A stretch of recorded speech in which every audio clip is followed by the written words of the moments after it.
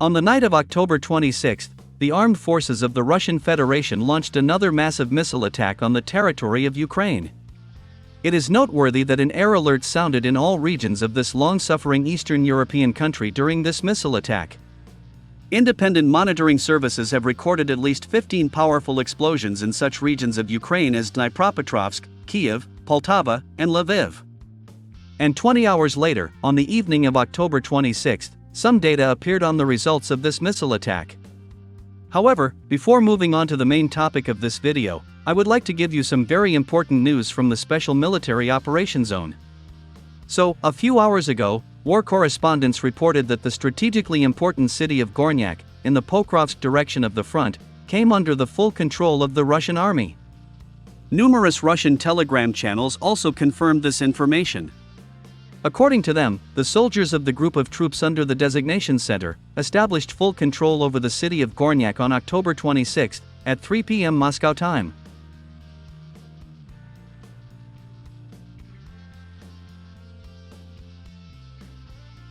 It is reported that Russian soldiers have already raised the victory banner and Russian flags in the city center and its outskirts. At the same time, war correspondents noted that many high-rise buildings and other structures in the city are practically intact. This indicates that the Ukrainian army units practically did not resist the advancing Russian troops. This is largely due to the low morale of Ukrainian soldiers and the realization that the war is already lost for Ukraine.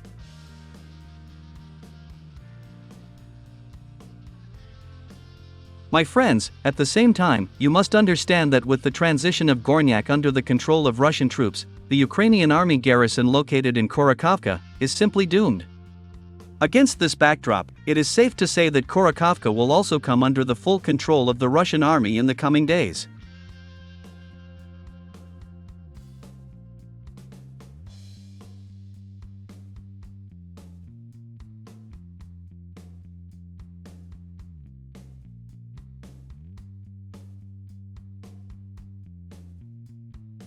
On October 26, 2024, in addition to Gornak, the Russian army also liberated the settlement of Alexandra Paul, in the Pokrovsk direction of the front. According to war correspondents, units of the 110th Brigade of the Armed Forces of the Russian Federation completely liberated this settlement on October 26 at 10 a.m. Moscow time. It is reported that the soldiers of this unit have already planted the Russian flag in the center of Alexandra Paul.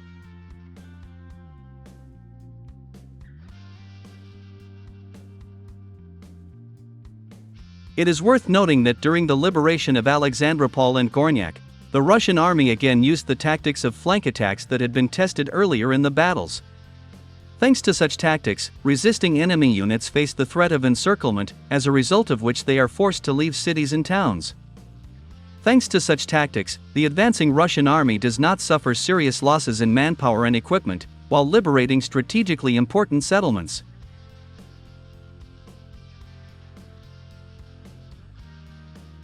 By the way, the bad news for the Ukrainian General Staff did not end there. Just a few minutes ago, war correspondent Alexander Cott said that the city of Seladovo, in the Pokrovsk direction of the front, was actually completely liberated by Russian troops.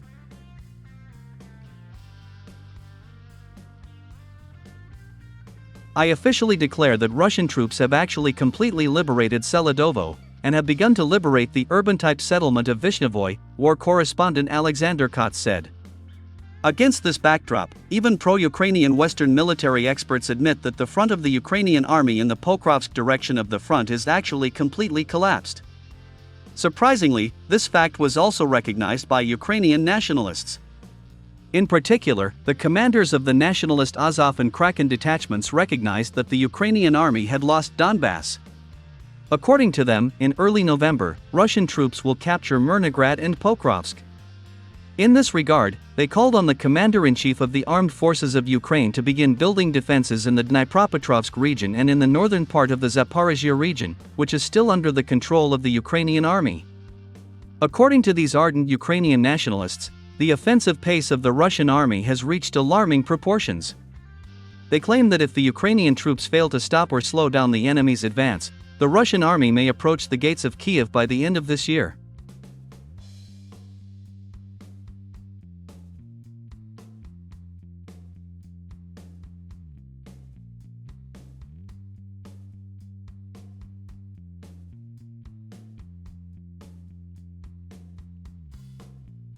Meanwhile, on the night of October 26, Russia launched another massive missile strike on the territory of Ukraine.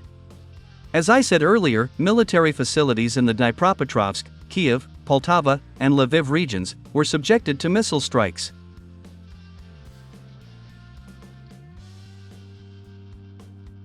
So, in the Dnipropetrovsk region, in the northwestern part of the city of Dnipro, Russian Iskander-M ballistic missiles hit and destroyed two objects of the city's energy infrastructure. It is reported that as a result of this missile attack, the entire western part of the city of Dnipro was left without electricity and internet.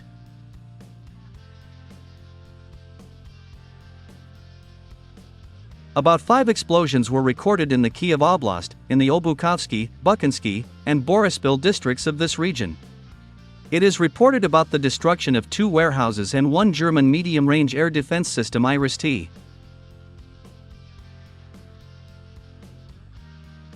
In the Poltava region, Russian hypersonic and ballistic missiles again hit a military airfield in the city of Mirgorod.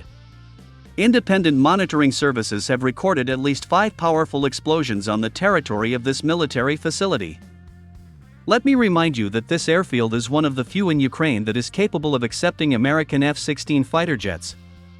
Unfortunately, as of October 27, 2024, there is still no exact data on what exactly Russian missiles destroyed on the territory of this military airfield.